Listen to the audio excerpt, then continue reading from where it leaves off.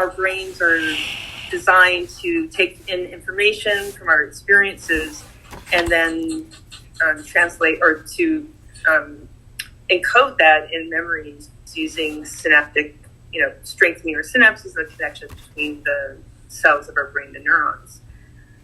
And we call that neuroplasticity. So neuroplasticity is something that we're born with. We have a lot of it when we're young. But then as we get older, we don't have as much of it. So the project is really trying to communicate this idea that although we might have less neuroplasticity as we get older, because of a gene that I discovered when I was a grad student, we can still capture more neuroplasticity depending on the activities that we seek out, that we choose to engage in. So it's sort of trying to digest the information about the brain and communicate that to non-scientists in a way that isn't intimidating, that doesn't use too much scientific language, and uses the arts and music to convey that message. This sounds very interesting. So from my understanding, correct me if I'm wrong, so almost all the students in your program, they're from STEM majors. That's right? Or are some from other majors? It's a mixture. A lot of them are STEM. We have one Japanese major and one architecture student.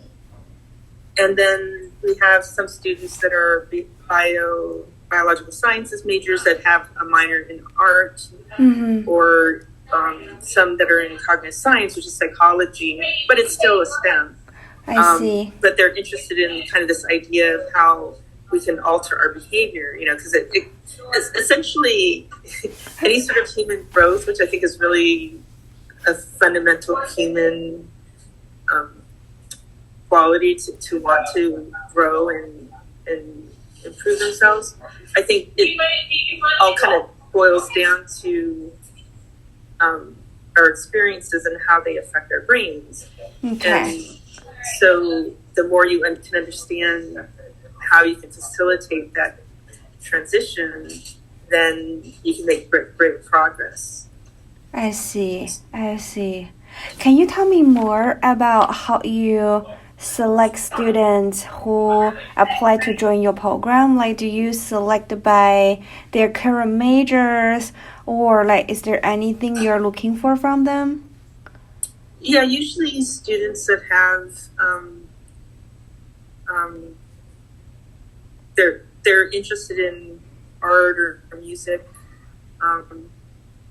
design,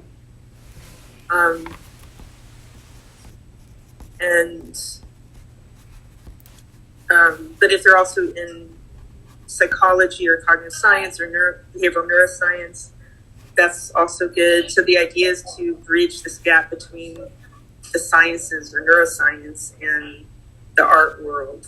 Okay.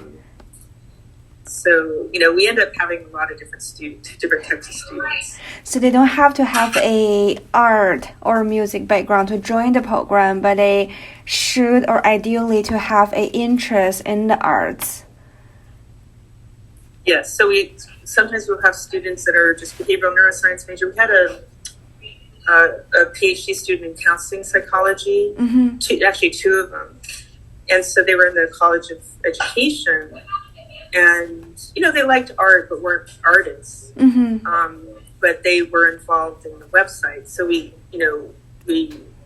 have a website where we write articles that absorbs the scientific information and then tries to kind of convey it in a nice way, and they collaborate with the artist to have at least one illustration for each article. I see. So there can be a wide range of students. So I think in this summer we had a student who was a cog-sci major who had experience in drama. So drama is kind of important to us. Some students that are part of the Track Fellows program, so they have that writing background. And then there was a student now in the group who's a chemistry major, but she has a background in drama production and lighting. So, it's kind of a wide variety. But the main thing is like we're all have different fields, so that means that we have to get along even though we speak different languages. So the more that people are just open to interdisciplinary mindset, the better. But there are a lot of those types of students at Lehigh, so that's a good thing. I see. I asked this question because when I see the website, I saw so many incredible artworks. So it's a little bit hard to tell, like, if the student they don't have a arts background, like how can they deliver such incredible artworks? I mean, I'm really impressed with the students. So we have, like a lot of the students just like to do art. Like the student Zena, she's a Japanese major, but she just is an artist. She makes art. So that's kind of her, way to express herself. So I think there's kind of a lot of scientists or STEM people do like the arts. I think there's some commonalities of this idea, let's say in science, we're involved in discoveries, so we're trying to problem solve to find out information about the world, the natural world. But you're always like, wherever you're standing, you're always kind of pushing forward into the unknown. And that's a commonality with art. So it takes this creative problem solving, and I think it uses sort of similar brain regions. And so I think Lehigh students, a lot of them just have this interest in the arts or dance or just, expressing themselves using artistic means. Can you tell me, like, after the student joined the program, how would you tap into their creative brain to encourage them to, like, to think more creatively, or how those artworks got delivered? Like, how you encourage them? Like, what's the process? Help me to understand this part. Right. So I have, I start out, like, I have in my mind a story that I want to tell about the brain and this gene that I discovered. But I don't want to lecture people about this gene and bore them. I want to make it interesting to the audience. So I might say, I have weekly prompts, especially in the summer. So it's a 10-week program. So I'll have, let's say, 8 prompts. So every week I'll say, okay, I'll give a different prompt. So one week it might be neuroplasticity. How can you convey neuroplasticity? And then we'll talk about it. We'll talk about connections and how they can be modified. And then the students from that will make art. Now, when I talk, not everyone will have an idea. So there might be 2 pieces that week. And some people don't get captured by that prompt. But usually the artists are making 2, maybe 3 or 4 pieces for the whole summer. And but because we have multiple artists, then we usually have a piece of art for every one of those prompts. And that then when you put it all together, it starts to tell the story in pictures. Mm-hmm. And one of them, did you see this one of a woman? It's like she's flying and it's multiple colors. Yeah, I remember I saw that. I saw all the artworks on the website. Some are truly incredible. So for instance, that prompt was saying that, so the idea is, how can we capture more of this neuroplasticity as an adult? We have this gene that turns on and kind of limits plasticity.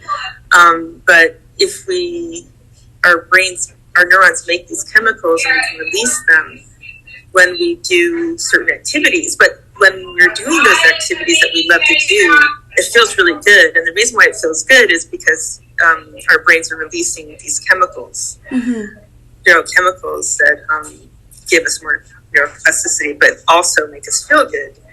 So the prompt was really doing things that you're intrinsically motivated by versus extrinsically motivated by. So there are all these things that, we have to do. We have to pay bills. We have to, work to pay those bills. Or we might have to study to get good grades. So, but then there's just like other things that we love to do.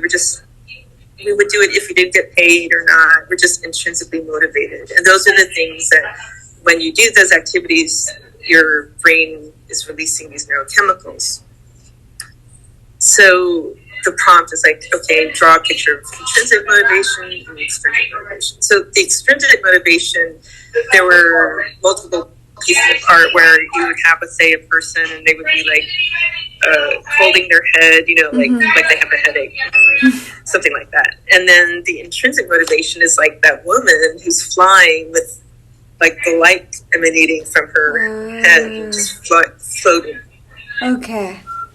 So, it's like translating how you feel when you're doing things that you love. It's just a different experience. You might look the same, but inside you feel completely different. I see. It's incredible. I mean, I think it's incredible the way they create that art based on these prompts. It is. I want to ask you, what are you hoping the student get out of from this program? So what's the takeaways from them? Because I may understand this wrong. So is this like something they got chances outside from their majors or their coursework to tap into their creative brain? Then they can apply the creativity back into their projects or coursework. Something like this, or? I think that is a potential outcome. You really have to talk maybe with them about the outcome from an individual perspective. Like from I personally do think it has that benefit, but I don't want to speak for them because I sometimes will ask them and I really won't get like a tangible answer. So I do think that the idea of the project is to kind of inspire any individual to engage in sort of problem solving or creative mindset, but that will pay dividends, multiple dividends to your emotional well-being, for your brain health, for your creativity and empathy. It's all about kind of fostering and tending, growing your forebrain so that you can be more creative and solve problems that you can apply to your own life.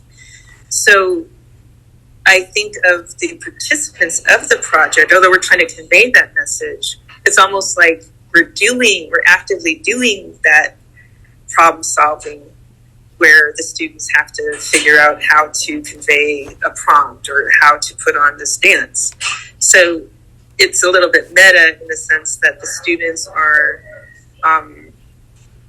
going through those steps, and then other people can see like, wow, the students made that art, they put together a dance, they choreographed this dance, they wrote composition, they composed music, and they have to figure out a lot of things to make it all work. And through that experience, I do think that they get this psychological flow state where, you're so absorbed in something like time slips away. So, when you're in the flow state is when these neurochemicals are being released. So, that's what I like to have my students get to themselves by doing the art and doing these different projects. But I can't say if they all feel that way. But I do think that they are pretty engaged and having fun, and the chance for them to do art, regardless of what their major is, I think helps them. It's like stress relief. Everyone needs some balance to offset the stressors of exams and, getting their major requirements out of the way. So, so I want the students to have to solve problems. I don't want to direct them too much. I try to give them a lot of latitude in making decisions. Like I personally might say, this was my vision. I think we should have poetry to narrate the story. But then the student said, no, we're just going to do it all through dance and art. But okay, that's how we're going to do it. So, I think hopefully some of the experiences of problem solving and doing this art will stay with them and sort of give them more problem solving tools and life experience. And see what they say. I I'm going to see. speak for them. Yeah, I'm going to speak a couple of students maybe next week. So can you help me to understand then? Sounds like after student join the program, you like what's your role in the program with them? You encourage them to be more creativity, or like what's your role in the program with the students?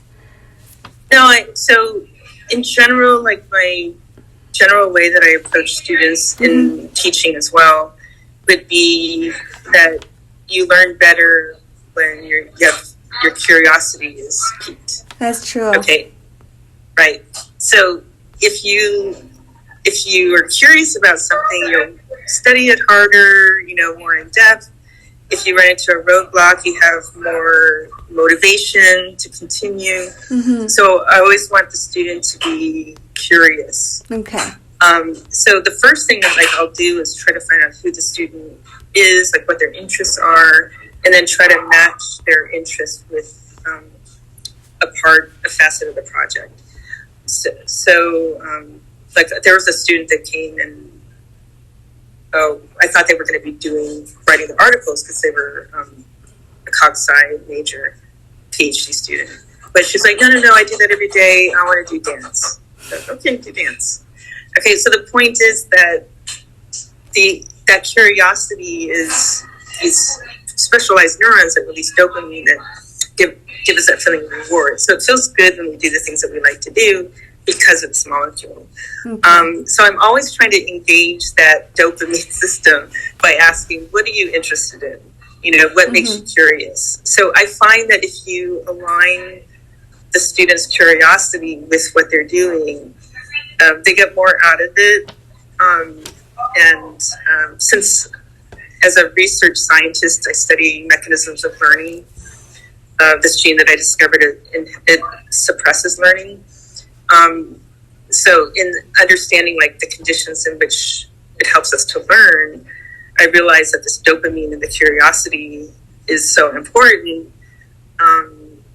As much as possible, I try to let the students' curiosity be engaged at the beginning, and then say, well, this seems like something that would be interesting to you. Would you want to take on this part of the project? I see. I also want to know, because I knew you had your first show on last Friday, and I heard you have future plans for the projects, like maybe compose more music, and not only the music as a background, but music to tell the story, to tell student story. Can you elaborate on this part? Right. So on Friday we had two songs, and this the first song was called DNA of You. It's kind of the dancers were kind of freestyling to show their personality, and the point of that song is to say we're all unique and individualistic because of the wiring of our brains is unique, and that's a product of our experience. And our experiences kind of write themselves on our brains and the way they're connected up. So the second story is neuroplasticity. It's really telling more as an individual goes through life, where they started with a lot of plasticity, then this gene links turns on, and you have less of it as an adult. We can kind of get into these, because we've had these early experiences, they've written themselves on the connections. We can form, I call them neural grooves, but they're kind of like whatever kind of exists, what pathways are there, we tend to just reuse those pathways as opposed to make new pathways. So it's harder to make new behaviors and new pathways than it is to just reuse the same ones. But then we can kind of get into this rut and this routine, and like what happens if we want to do something different, I mean, we want to constantly grow, and so we want to try something new, but then we find, wait, it's not as easy as when we were young. And this is where I feel like people can get stuck. They're afraid they don't know how to reach out. They might even feel guilty or bad about themselves because it's not so easy to just change the way they could when they were young. And this is where I'm hoping this story about, no, it's the conditions of our brain and this gene that kind of not cements but solidifies our brain connections and makes it difficult to make these new connections, and kind of take away any negative feelings or stigma attached to the fact that it's just hard for us to change. Okay. And then why, how maybe we can cause the release of these neurochemicals that help us with neuroplasticity by selecting these activities that make us feel alive, and which would be the release of these neurochemicals. So that story we told in one song that was 4 minutes, but we want to tell that story across 5 songs that would take about 30 minutes. I see. So we can go into more detail. So I think on Friday, that 4-minute song told the story about the life of this one woman. But it was so quick. So ultimately, we might say the early part would be one song, then returning onto this gene, and like kind of feeling more trapped in a rut would be like another song. And then another song would be like kind of listening to your inner your inner self to figure out what is the thing that really moves me and makes me feel alive. What are my real values? If I could do anything, what would that be? And like when you start to listen to your inner voice, that's when your curiosity neurons start to get really active and then start to release those chemicals, and then you start to feel a little loosening, a little bit more ability to move past your blocks. So that would be like another song. And then, did you see that picture of the glowing brain? The kind of like, yeah, I did. So that we want that to be interactive. So it would be on a pedestal, and then there'd be a mat where it would be this one zone. If you stand in it, it's like the flow zone. If you're in that right zone where you're really engaged in these activities that you love and you feel that flow, then their sensors will detect, like if 2 or 3 people or more people that are in that zone, the brighter the brain will light up. Interesting. So you can kind of see, it's like make that direct connection with being in the right mental state. This flows are doing those activities that you feel really good about doing, and seeing this brain light up. Kind of encouraging the person to think about, well, what gets me into flow, and should I incorporate that into my daily life, or at least weekly life. And then the last part of these series of songs would be kind of like a suite of songs, which is really about, what do you gain? Okay, so you get these dopamine molecules to release dopamine, and it feels good, but like, so what? There's all these dividends. You have, you can learn better, so that helps you with problem solving and creativity, growing your frontal cortex. But that also helps you with empathy, which we need more of to understand the other person's point of view, I think, in this modern world. And then the greater forebrain activity you have, there's a pathway to the anxiety centers that kind of helps to minimize anxiety or regulate your negative emotions. So it has this emotional resilience benefit. I see. And we think, that will help with overcoming your problems, or let's say if you're not traumas, but sometimes you can get kind of stuck because you're afraid, but having more active frontal cortex will help with. So this is all still related to the gene you firstly found it back in graduate school, like you said, when we grown up. Okay. Wow, incredible. I want to ask you, do you have any like papers or something I can see for this gene when you like found it out in graduate school? Anything I can like read more on this part? Yeah, the science one, or the actual scientific. I'm hoping something is it's easier for me to understand because I don't really have a science background, but I just want to understand more this part, so it's like more easier for me to write. Yeah. So I've written a couple articles just into a newspaper, a New York newspaper, and what was it? Psychology Today wrote an article about the Lynx gene. Sure. So those are kind of more written for the lay person, like a non-scientist. I can send it to you. Yeah, perfect if you can. Thank you. Because I definitely want to understand more. Sounds like all the project is based on the gene you discovered back in graduate school. So I definitely want to know more about this gene.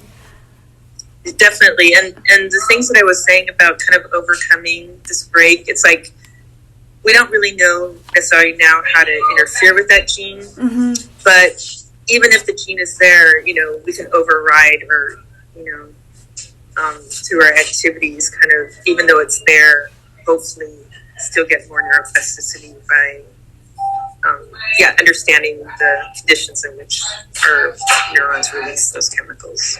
I see. I also want to ask you, how long usually do students stay in the program?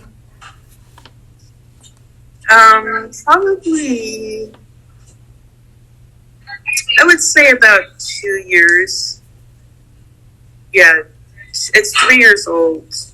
And I think I had a couple students stayed maybe 2.5 years, but usually they graduate. Okay. So let's say the summer after they graduate, they might still be part of the project, but they usually have a job. They graduate and they go on to their next venture. So they might be kind of like part of the project, but they're not doing it full time. I see. Okay, this is something, give me 1 second, let me check my list.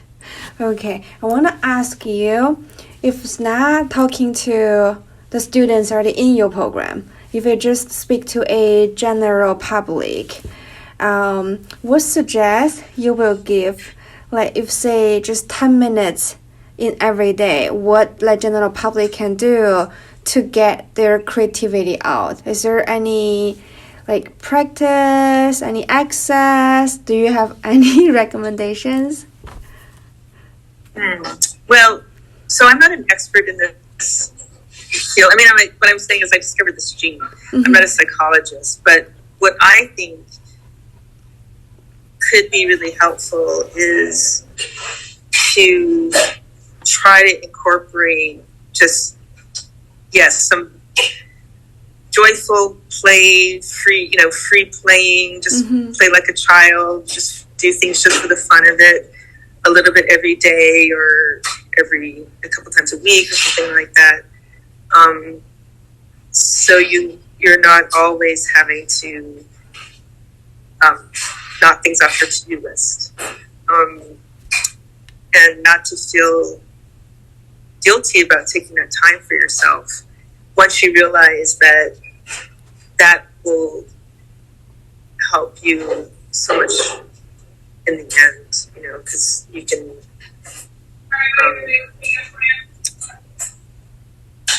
just having something to relieve your stress will, for the long term.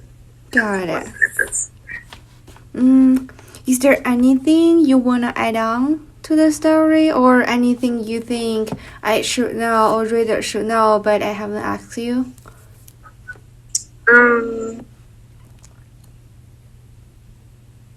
I guess, are you going to show me the article? I might have said some things incorrectly. Yeah, definitely, we can do that. We are still scheduling interviews with students. So we were targeting to have this finished by the end of the semester. Okay, yeah, that's great. Yeah, I think. And did Bill show you the program from the Friday's Ice House event? It's got the pictures with the writing in it. Did he show you that? He said so, but we haven't had a chance to get into that. But I'll ask for that, the program. Yeah, if he doesn't have it, to give to you, just ask me for it, because I think that's probably right now the most,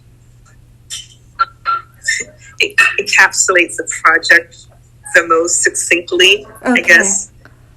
It's got the art with some writing. Do you by any chance have a electronic version I can read, or? Well, the thing about the electronic version is it comes out, it's folded, so it comes out of sequence. Oh, okay. But, if I'm on campus, I can just drop it. Is your office with Bill and Kanjan's office? I am actually one level up. We're in the same building, the same steps building. Or you can just, let me check with Bill, because he mentioned he had the program. Let me check with him. Yeah, and if not, then I could always drop it off with Madeline, and then you can, Yeah, that sounds good. Great. Yeah, because I think that might do a better job than, well, I hope I was clear today. Yeah. You are. Thank you. That's all my questions for now. While I'm writing the article, I may have come up like more questions, follow-up questions. Do you mind if I shoot emails? Absolutely. Feel free. Don't hesitate. Thank you.